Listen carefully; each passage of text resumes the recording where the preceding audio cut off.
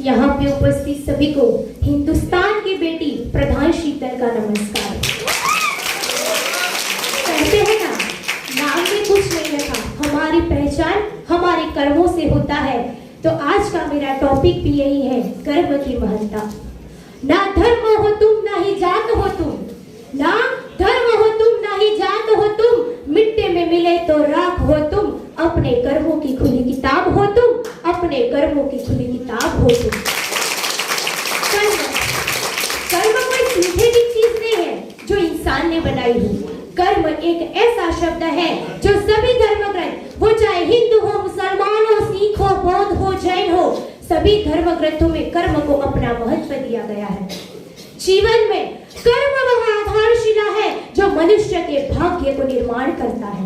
मनुष्य के भाग्य का निर्माणक कर्म होता है। इसलिए तो गोस्वामी तुलसीदास जी ये कहते हैं, कर्म प्रधान विश्व करी राखा, तो जस करहि सो तस फल चाखा।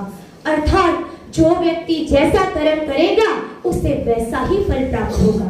अगर सत्कर्म करता है तो अच्छा, और दुष्कर्म करता है तो उसे बुरा ही फल मिलता है।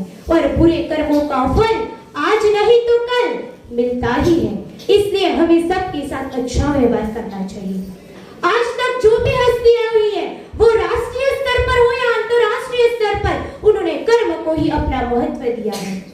जैसे एक भक्त अपने जीवन में निरंतर भक्ति करता है, परिश्रम करता है, तभी वह एक दिन भक्ति रूपी लक्ष्य को प्राप्त कर सकता है।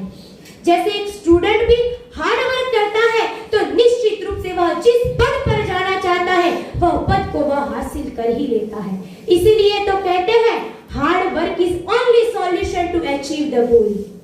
श्रीमद् भगवद गीता में भी भगवान श्री कृष्ण ने इसी बात पर जोर दिया है।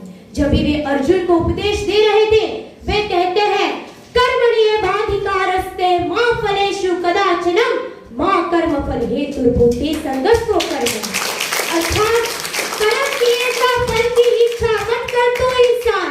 यही है गीता का ज्ञान। केवलम ग्रह नक्षत्रम न करोति शुभाशुभम सर्व आत्मकृतम कर्म लोकवादो ग्राह्यति। अर्थात ग्रह नक्षत्र से कुछ भी शुभ और अशुभ नहीं होता। शुभ और अशुभ सब हमारे कर्मों की वजह से होता है। वे सारी क्रियाएं जो न सिर्फ हम शरीर द्वारा करते हैं बल्कि हमारे मन और वाणी द्वारा भी करते हैं, उसे भी कर्म ही कहते हैं। इसीलिए तो कहा गया है, अंदर नाही निर्मल फिर नहावे बाहर।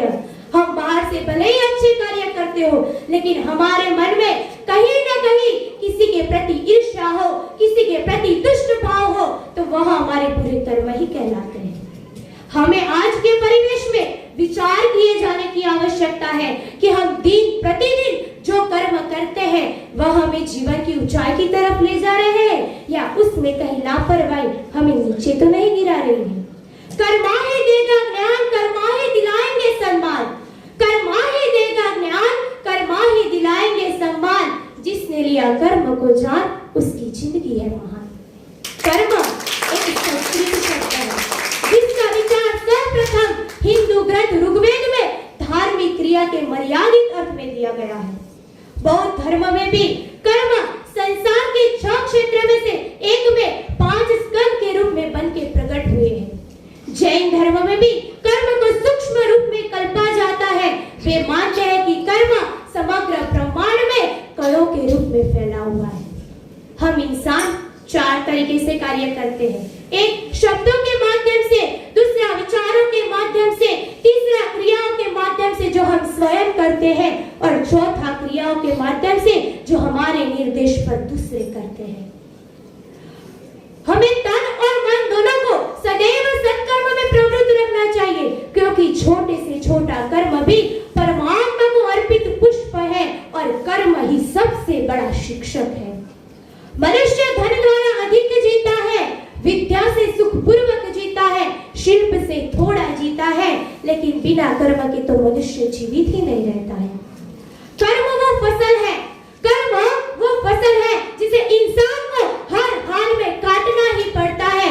इसलिए जीवन में अच्छे बीज बोए ताकि अच्छी फसल हो, ताकि अच्छी फसल हो। और अंत में इतना ही कहना चाहूंगी, यह जरूरी नहीं कि लेकिन इंसान के कर्म ऐसे होने चाहिए वह जहाँ भी जाए वही मंदिर बन जाए।